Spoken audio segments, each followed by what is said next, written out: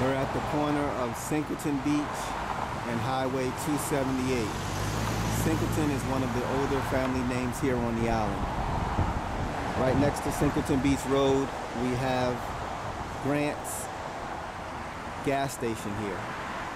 One of the only remaining commercial establishment that's here on Hilton Head that was actually here prior to the town being incorporated.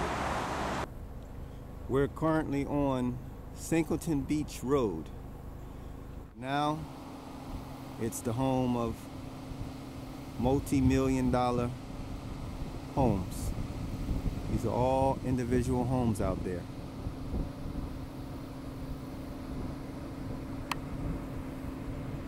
All million-dollar homes. Now we're at the corner of Burks Beach and Highway 278. Burks is another native island family here. This is now the Marriott's timeshare complex. Formerly, this location is where Burke's Hideaway used to sit. Hilton Head Island. This is what the town and the chamber wants everybody to see. White sandy beaches, condominiums, multi-million-dollar oceanfront homes. Here we are at Alfred Lane down in Spanish Wells. Here you can see the community has basically come together and gotten bricks and pavers and broken pieces of concrete to pour into the road, where the town of Hilton Head required a native islander to put almost $15,000 into this road here in order for the families here to bring a mobile home onto their property. We're off of Oakview Road. Now here is a drainage easement that has been deeded to the town of Hilton Head Island. We have a culvert here for drainage, and here's the ditch. And as we can see, this ditch has not been maintained. An example of a family that actually had to put a porta potty outside because of the conditions of their septic system.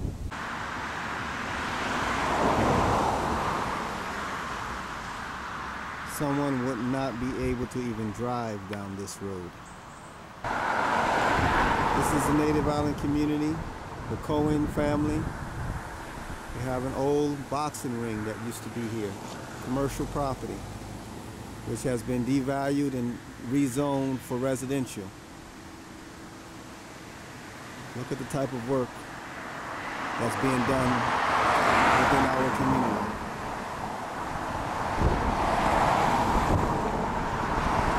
This is totally unacceptable. You would never see anything like this inside a gated community, a planned unit development. More areas throughout our community. Grant. After rain, these are the conditions. Families can hardly get into their homes. We're forced to maintain our own roads. To require a family to put a fire hydrant, which is a public utility, on the property, just to put a home on it, something has to be wrong with this. Here's an example of a drainage easement that was granted to the town of Hilton Head Island, where this was dredged out about 20 plus years ago, but the town has not came out and maintained it. We're actually now down in the Mitchellville area, and what we're looking at here is a plaque of a historic marker here, Cherry Hill School.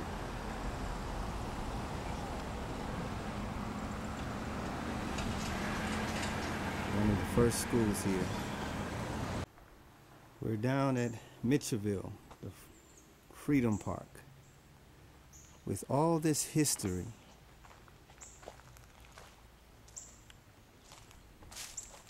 down in Hilton Head, one will have to ask himself, why hasn't the town of Hilton Head Island helped promote this area?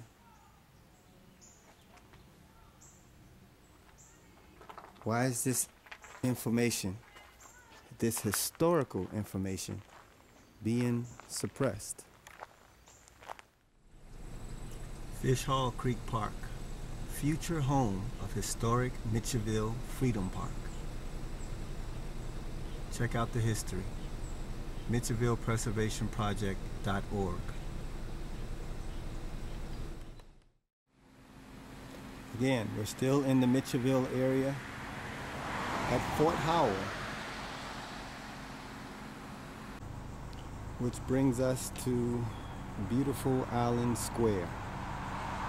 This will be the home of the first and only native island owned and operated, where we own the land, the business, and the buildings to make it through the town's permitting process to have our doors open.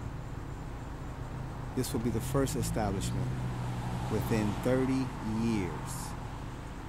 Again, something has to be wrong with this.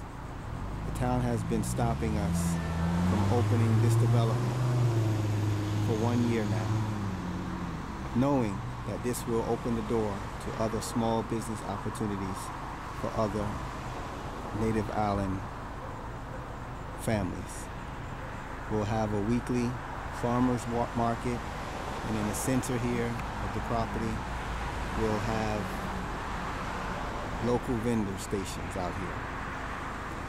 This is a to-go spot, so that people will be able to come and park in here, in the parking area, and then go and cater, grab a bite to eat over here at the stand, and then sit at the open deck and relax. Again, the town has been fighting us for a year now. They've given us documents that basically states this building, what you see here now, is legally non-conforming and doesn't have to be moved. After a closed-door meeting with my neighbors, they changed that position and are telling me to basically move this building 30 feet away, pretty much into the area where they know local vendors will be. This is a prime example of what the town of Hilton Head Island has been doing to stop the native islanders from being able to prosper from their property. Again, the first economic development example of a native islander owning the land, the business, and the buildings to get the doors open within 30 years. And they have stopped me for a whole year now. We now have the case filed in circuit court in order to fight the town to make them honor their documented letters. Beautiful Island Square. Interesting about this case is that the neighbors have been in direct violation of the rules and regulations. I have brought this to their attention, to the town's attention, and they have done nothing. The neighbors stood up before a public meeting and said they supported my establishment.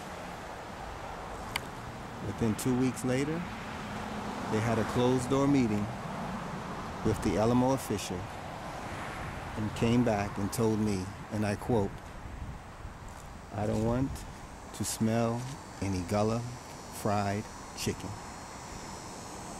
What happened in that closed-door meeting with these town officials to make the neighbors change their position?